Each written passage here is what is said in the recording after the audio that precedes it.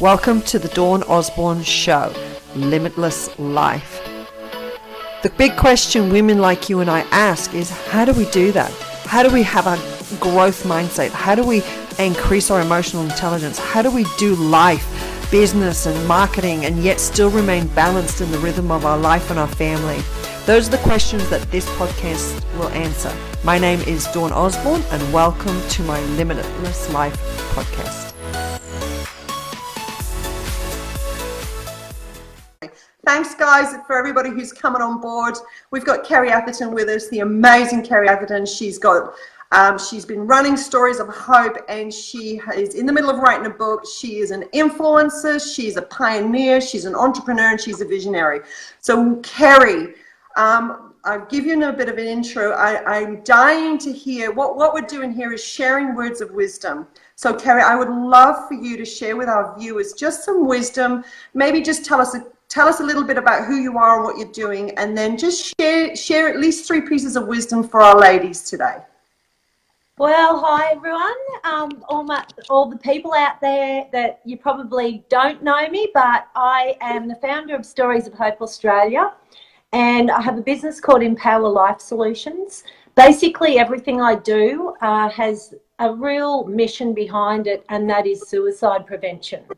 Having lived through that myself and losing family members and friends to suicide along the way, it's something that I'm really passionate about preventing, but also is helping people find their purpose for living, because if we don't have a purpose for living, we have no reason to go on. Yeah, that's good. That's good, Kerrie. That's really... Yeah, so that's something that it's evident in everything I do, and also to let people know that they don't have to do life alone. When people are not connected, a lack of connection is a killer in today's society. Yeah. And I think people just need to know that there's somebody out there that understands what they're going through, and someone that's willing to take their hand and walk beside them. So thank goodness for social technology, because sometimes, we isolate when we're not feeling good and we don't physically want to spend time with people. But thank God for social technology, because there's always somebody that can reach out to you over Facebook. Yeah, that's it. And hence, that's why I'm doing this, because there's women out there that are struggling, and they're trying to be mums, they're trying to, single mums, and, life gets tough. So part of doing this WOW Women is about really just sharing some wisdom. So tell me so you've got three tips of wisdom. Tell me what type of woman is this wisdom for? Who is she? If she was listening, who is she? She's anyone. I was really giving this some thought last night, and what was really big on my radar was the word fear.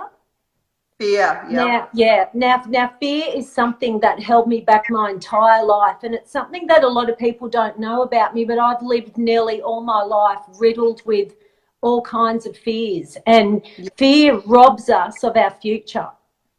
There's so many different fears that people have, but fear of the future is an uncertainty, especially in today's society, when everything seems so uncertain and so out of control.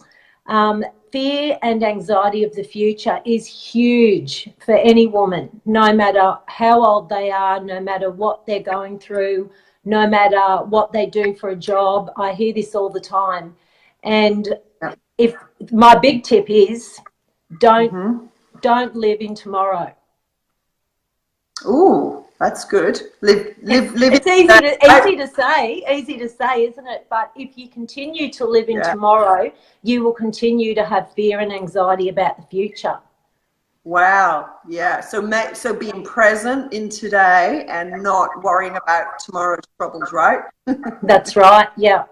And that's mindfulness, a mindfulness technique. You can all look mindfulness up, and how to apply mindfulness, but it's really about being in the present and really enjoying the moments that you have in this day and right now. And whatever we're living in right now, usually right now is okay. Sure, we go through stuff, but it leads me into my next tip is don't live in the past.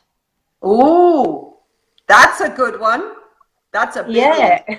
Biggie. A lot of us do definitely live out of our past experiences and the beliefs that we've had from past. But that's really good, really good. While we live in the past, we will always have a distorted view of our future. Living in the past actually causes us to remain stuck, and while we live in the past, we will never be able to move forward. It occurred to me a couple of years ago when I was just recalling all the terrible things that had happened over the past couple of years and how bad I felt. And I was in a real state, and I was crying my eyes out, and I was thinking, life's just been so hard. And while we don't want to realise that, that's actually a victim mentality. And at that moment, I had a light bulb realisation that all the pain that I was feeling at that moment was all the stuff that I was recalling from the past. Yeah, wow. And it literally had me paralysed. And I realised at that moment that at that time, everything that day was actually good in my life. But by dredging all that past stuff up, I had put myself into a state of being literally frozen and feeling like I couldn't go on. And that was such a wake-up call for me of every time the past starts to come back into my head. And with 90% of our thoughts being negative, the past is always going to try and come back. But whenever that happens, to recognise that was yesterday, today's today, yesterday's gone. Don't give that another thought. I can't do anything about that, and enjoy today. Be present and be grateful for whatever I can find to be grateful for today. And that has been life-saving for me. That's so good. It's simple, yet when if you sit and focus on it, it's quite profound. Putting some thought into that and being mindful on that would be powerful. Yeah, excellent. That's so good. Tip 3? Tip 3 is let go of what other people think. Now that's really for any woman.